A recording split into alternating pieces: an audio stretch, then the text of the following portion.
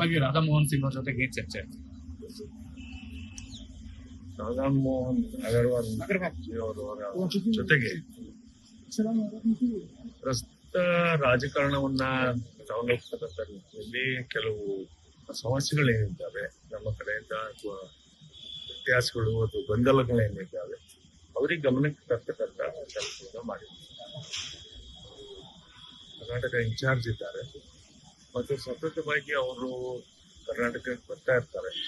ವರಿಷ್ಠರ ಜೊತೆಗೆ ನಿರಂತರವಾಗಿ ಸಂಪರ್ಕವನ್ನು ಇಟ್ಕೊಂಡು ನಮ್ಮ ಅಹವಾಲುಗಳನ್ನ ಅವರು ಕೂಡ ಮೊನ್ನೆ ದಾವಣಗೆರೆ ವಿಚಾರ ಇರ್ಬೋದು ಅಥವಾ ಅನೇಕ ವಿಚಾರಗಳ ಬಗ್ಗೆ ಮಾತನಾಡುತ್ತಿದ್ದಾರೆ.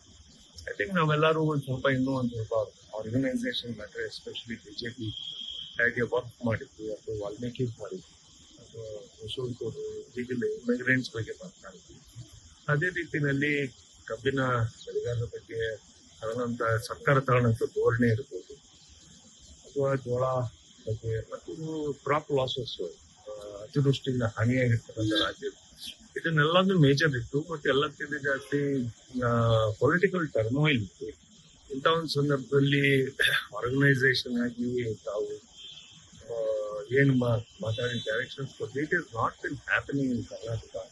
ಇಂಥ ಒಂದು ಗೋಲ್ಡನ್ ಆಪರ್ಚುನಿಟಿನ ನಾವು ಟೆನ್ಷನ್ ಕುತ್ಕೋಬಾರ್ದು. Should get more organised against Congress ಅಂತ ನಮ್ಮ ವಿನಂತಿನ ಮಾಡಿ ಕೆಲವು ಮಾರ್ಗದರ್ಶನವನ್ನ ಮಾಡಿದ್ದಾರೆ ಅವರು. ನಮಗೇನ್ ಹಾಗೆ ಮುಂದಕ್ಕೆ ಮಾಡೋಣ ಇದನ್ನ ಮಾರ್ಗದರ್ಶನ ಮಾಡಿದ್ವಿ.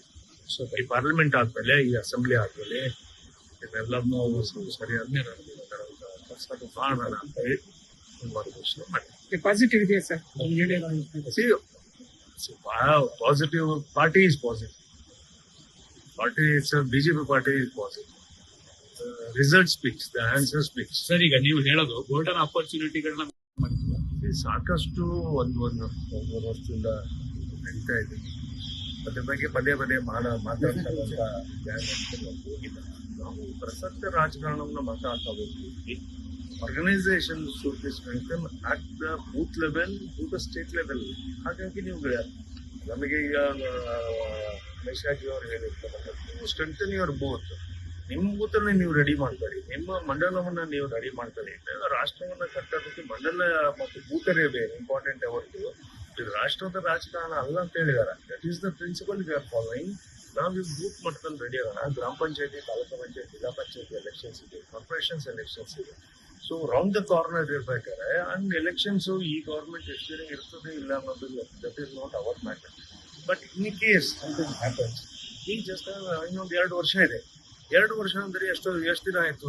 700 ದಿನ ಆಯ್ತು. ಅದರಲ್ಲಿ ಏನಾದ್ರು ಅರ್ಲಿ ಎಲೆಕ್ಷನ್ಸ್ ಅಂತ ಕಾಲ್ ಮಾಡಿದ್ರೆ ನೀವು ಜಸ್ಟ್ ನೀನು 350-400 ದಿನ ಇದೆ ನಮ್ಗೆ. ಅದ್ರ ರಜಾ ಗಿಜಾ ಎಲ್ಲ ತೆಗೆದುಬಿಟ್ರೆ 300 ದಿನ ಇದೆ. 300 ದಿನದಲ್ಲಿ 224 ಕಾನ್ಸ್ಟಿಟ್ಯೂನ್ಸಿ ಉಚ್ಚಾಟನೆ ಆದ ಬಳಿಕ ರೆಬಲ್ ಟೀಮ್